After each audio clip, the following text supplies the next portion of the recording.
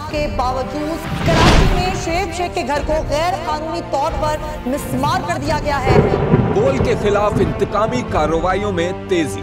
कराची में को चेयरमैन शोएब शेख का घर गिरा दिया गया। बोल के खिलाफ इंतकामी कार्रवाइयों का सिलसिला जारी है। सिंध हुकूमत की अदालती अहकामात की खिलाफ वर्जी। सिंध हाई कोर्ट का स्टे ऑर्डर नजरअंदाज।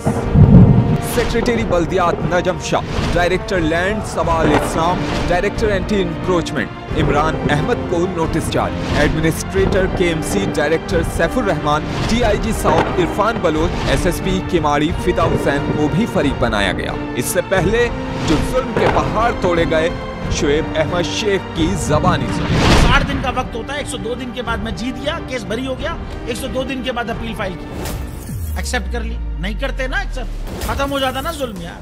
भरी अदालत में मुझे बरी कर दिया, फिर पता नहीं क्या हुआ, 2.5 घंटे बाद का नोट बिफोर, मैं नहीं सुनता ये केस।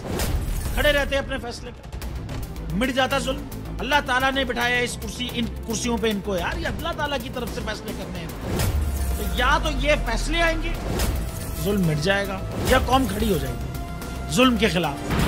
हर मुश्किल के बावजूद बोल हकीकी सहाफत करता रहेगा।